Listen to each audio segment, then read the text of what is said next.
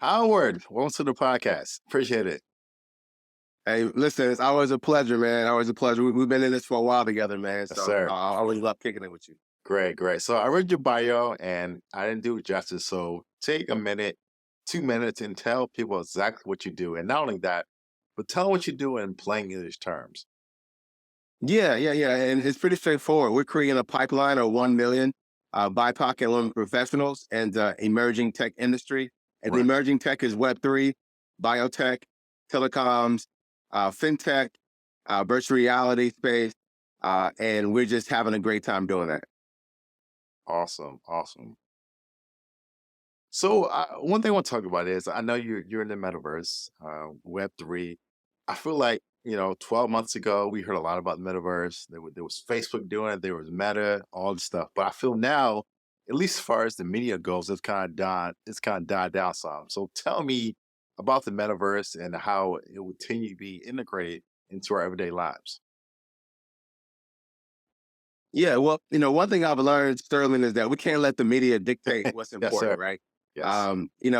To leverage the media as a talking point says, it doesn't say a lot when it comes to like things that really matter and like Right. where investments are really going.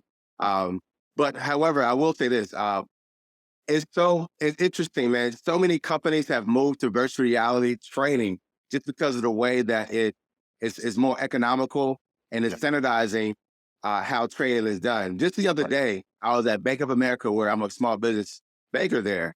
And I'm talking to the teller saying, "Oh, what's Black Meta Agency?" She says, "Oh, what is that?" And we talk about it. She said, "Oh, wow, my entire staff has been trained in virtual reality." Right. So the thing about it is that for the average person or for the residential customer, the virtual reality space has kind of dwindled when it comes to conversation because they're still socializing that. But when it comes to enterprise and industry, they all are using virtual reality because of Right. the many benefits that it gives to standardize, their practices. But also, it's a cheaper way to get things done in a very professional manner. Yeah, yeah, I love that. I think education now is being broken down because thinking about school, K to 12, college, it's been the same way for how many years now? Who knows? But yeah, this virtual world is allowing us now to really, no matter where you are, what you're doing, to be able to connect and get information. So I think that's awesome. So let me ask you this. How can communities of color take advantage of Web3 and Metaverse? What things should we be doing now to get ready for the advances that are coming? Yeah. So communities of color use it to level the playing field, to create opportunities that were once disenfranchised for us because of distance, because of economics, and because of intelligence. For instance, Morehouse University has created the first HBCU meta university with the use of Victory XR and the Right. leadership of Dr. Morris.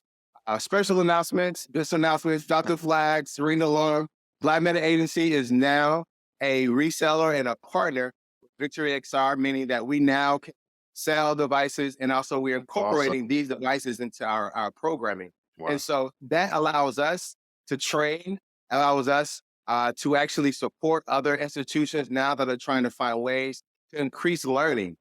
Web3 is actually Web3 specifically, virtual reality research says that 80% retention is created with Web3 versus Web2 or traditional learning. That means our children can learn at a better rate and absorb more information. So it's about education, it's about empowerment, and it's about opportunities that once were disenfranchised.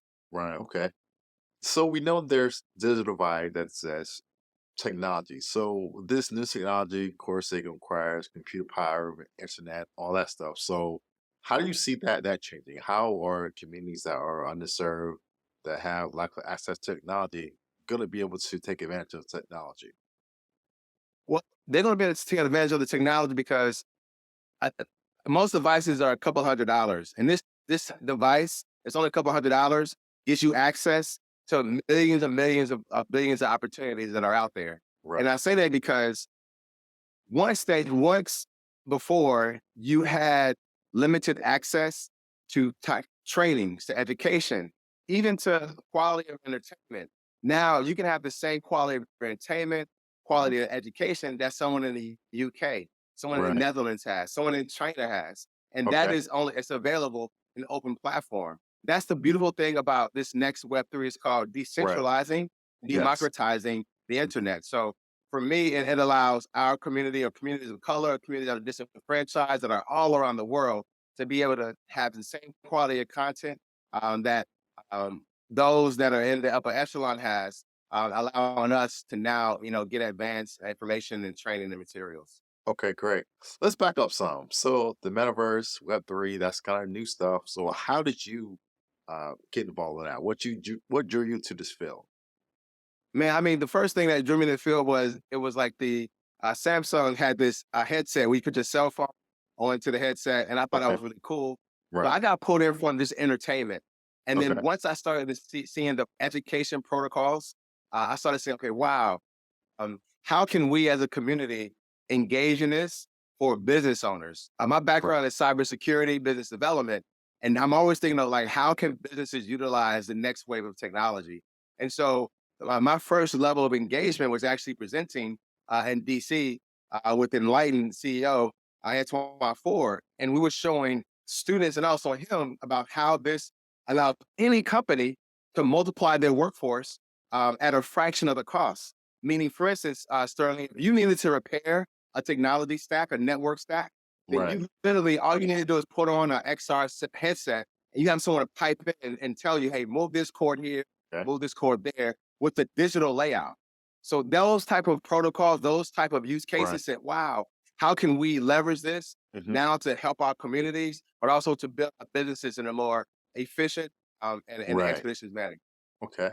So when I hear you talk, I hear solutions for, I guess, bigger companies that want to do training and other events. But let's talk about that small business. How can a small business use the technology to leverage what they're doing? Yeah.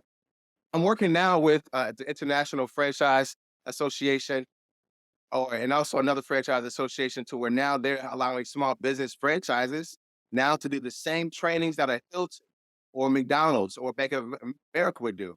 So now instead of you hiring a trainer to come in, spending $20,000, $15,000 a month, you get Right. these headsets and you plug into one standard training. Now, two things Right. happen. You have a standard practice that is now replicable right across industry, and also it's at a fraction of the cost. So now small businesses can increase their customer service, can increase their service delivery, and also the Right. quality of performance by just accessing this device and leveraging the same quality training that multi-billion, multi-million dollar companies have. Okay. That's awesome. Okay. So I guess in your experience being new to the industry, what are some of the challenges that you found as far as barriers to entry? What are some of the challenges you come against?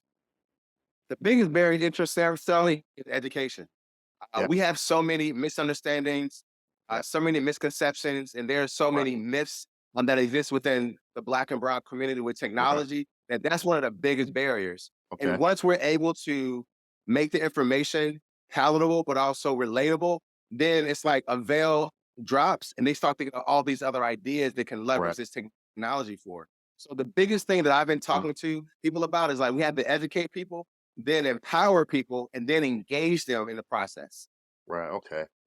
I know as a small business owner, there's so many things. There are apps, there's websites, social media, there's Web3, there's the metaverse. So if I'm overwhelmed with this stuff, where do I start? What's that entry point you think a person can use for the business? That's something that they can use to get started. Well, I think that the first entry point that I like to say is like go to YouTube University. Go to Yes. YouTube and type in use cases for Right. virtual reality for small businesses. And the reason why I think that's so critical because if you can see it, you can achieve it. And I know that's so cliche, but once Right. you start seeing the simple applications and the simple ways you can utilize this to the more complex ways, then you start seeing that wow, they're no different than me. They just took a step forward into innovation. They can just take a step forward into being courageous learners and also lifelong learners. So the first step that I would implore anyone to do is to literally go to your nearest Best Buy or technology service center and just experience the device for the first time. We do that with Black Meta Agency. We have experiential events to where we actually are engaging people and just seeing, hey, how you can travel within the metaverse. Sterling, if you go to YouTube right now, type in 360 videos, and Okay. you can see the same quality of video and Right. access that through a headset. So now you can ride roller coasters, go into deep sea exhibitions, going to parts of the world you never could have before. So those are the simple ways I think people should just start test out this technology. Then they start to adapt and say, okay, wow, I can use it for this or that. Okay. Yeah, yeah, I like that. 'Cause a lot of times technology, we talk about stuff, these big pictures, but what are the everyday applications? So I think that's really, really informative to have to let you know where you can get started. So I see you at events all the time talking about Web3, repping your company. But in these events, these workshops, what are you doing? Is your purpose to inform, educate? Are you trying to just build momentum? What's your strategy for speaking about the metaverse? Yeah, man. So, I have a very interesting strategy. My agency, I'm a big music fan. And I Okay. said, hey, I can't go into the music agency, but I can go into the metaverse agency space. Who's your So favorite I do rapper? these events. How I say it again? Who's your favorite rapper? My favorite rapper, I'm gonna say Jay-Z, Book of Hole is in Okay. Brooklyn. All Go check right. it out. It's free Good to choice. but I'm a Drake fan as well. Right. And just like they drop mixtapes, Right. my events are like mixtapes. Okay. I'm I like that. collaborating with people, right? I'm testing out different quote unquote mixes or different type of Right. experiences to see what is sticky, what is the Hmm. community really listening to or really gravitating Right. towards. So a couple of things happen at my engagements. One, shout out to Eric Brown Jr. He is my official VR XR specialist, and we've done some amazing things together. Right. For instance, we did a sneaker ball gala. And why is VR at a sneaker ball gala? Because now we're showing those that are patrons of that event that this is what our youth need to experience from an education standpoint. So Right. now they're doing surgical procedures in the Oh, metaverse. Sometimes what we're doing is meditation in the metaverse. We right. did last week with Good Cities and Porch Fest to where busy day, we have a pause, and now they go into this other world Right. of the ocean, the sea, and the stars. So, we're finding ways to one, so the social implications, but Mm. also the education and the training implications. And we're the first time people have ever touched the VR equipment. So, Right. just for me personally, it's just an experience. It's an experience that I can't describe. They bring us so much joy to see people saying, "Oh, wow, this is so cool." Okay, great. So let's say I'm in high school. I'm in the 11th, 12th grade. I'm hearing about the metaverse, Web3. What is something that a young person in the high school, college can do now to get into this field? Well, the first thing again, I want them to engage with it. And you say get into this field. So this field is so broad, Yeah, Sterling.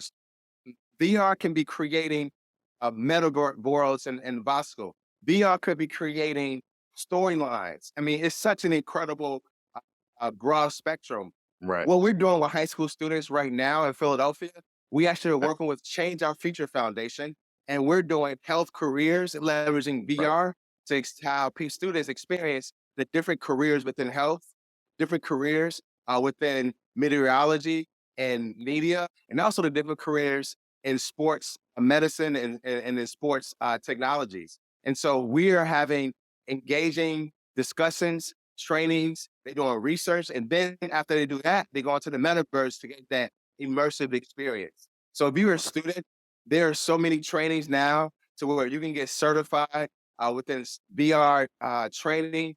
Also, Mhm. you can go online and take your own courses and learn how to create. The Right. great thing now about this whole ChatGPT, OpenAI, Dolly Mhm. world is that now you can actually voice text and create meta worlds. So Right. there is really there's no excuse Right. why we can't have presence and engage our creativity into this new Mhm. paradigm. Right. Right. I love what you said. So pretty much the metaverse is what you make it. You can do anything. So if you're into music or into sports, there's an application, there's a way to do that in the metaverse. So I like that. So before we close out, is there anything you want to share with us? I know start out you said you want to reach 1 million people. So what's your plan? Yes. What's your goal to reach 1 million people? I love it, man. Look at you, man. This is why you are Sterling McKinney. So our approach to reaching that 1 million is Right. strategic partnerships. Okay. Recently, we've also partnered with CES, which is the Cumulus Encrypted Storage System, and I'm an advisor. And in my advisor role, I'm helping them penetrate the higher education marketplace. So we're Right. doing that with the International Hackathon, with Duke University and the Awesome. HBCU. If you're interested in joining that international hackathon where we're hacking to solve a problem within the blockchain space, then hit us up. And you can follow us online.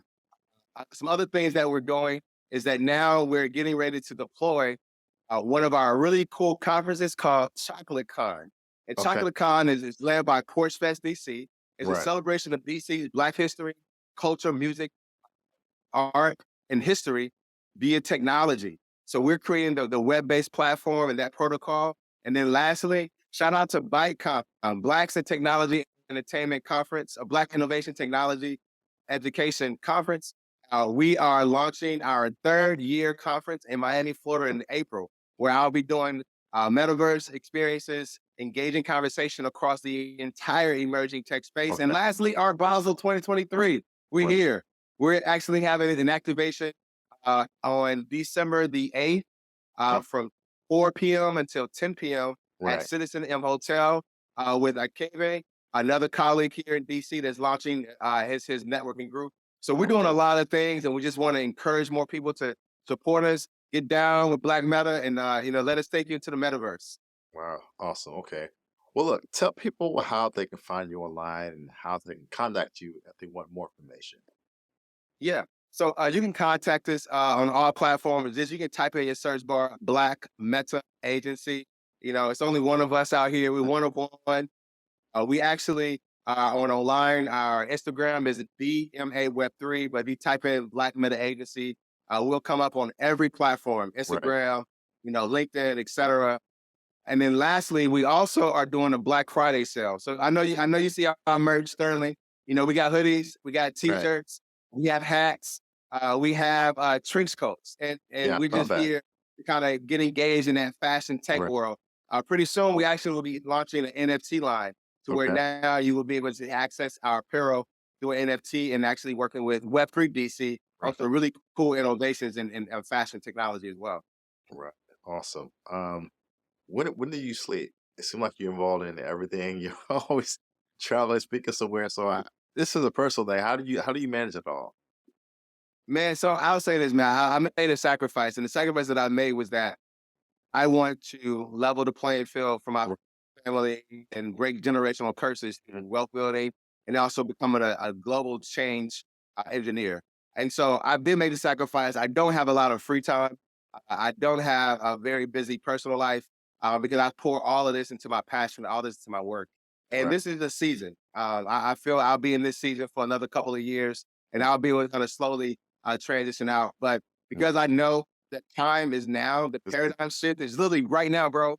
Like we're gonna be looking back on this 5 years and I'm like, yo, right. remember when they was just talking about metaverse? Now Right. it's everywhere. Now we have extended reality everywhere. So for Right. me, I do take time to myself to take sabbaticals for a Right. couple of weeks. Like last year, I went to the Amazon and Yeah. ayahuasca, and I prayed with shamans for a week, Right. and I just recentered and grounded. So, Mm. but yeah, I make a sacrifice, bro, because I feel like our generation needs it. And if not me, then who? That's what I say. Right. Okay. Great. I love that. Well, Howard, thank you for your time. It was great speaking to you, learn more about everything you do. So once again, thanks for being on this podcast. Man, thank you so much, man. Shout out to you and what you're doing. And man, check out Sterling. If you don't see Sterling online, you're not online. Because he's putting out content every day, man. So man, I salute you and your work ethic, man. And salute also to you being an amazing father and a husband to your family. Oh, thank you. But like you said, I mean, now's the time. I always say, tell people there was a time when the iPhone was new. I call the pre-iPhone stage. People There were you go. waiting on the fence, but technology moving so fast. So you don't want to be looking back 4 or 5 years from now and say, man, I wish you invested in the metaverse or technology or even video. So you got it now. Now is the time because obviously now the metaverse technology, things are new. This is the time you want to get in. It's the time you want to invest. Because there's so many times, especially communities of color, we're on the outside looking in. Oh man, I wish he invested then.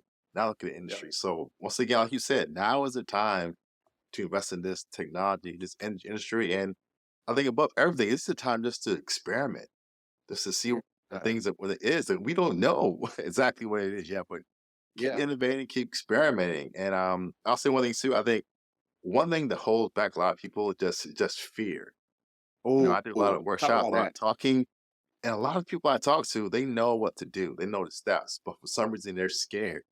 of technology. They're scared of the internet. They're scared of the metaverse.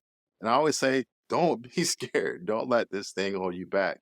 And once again, like you said, I think that fear comes from lack of experience. Once you test it, once you feel it, once you go to that website, once you go to the metaverse, you get it.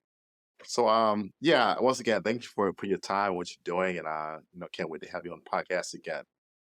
Man, thank you so much. I can't wait, man. Bring me back again soon. I can't I will.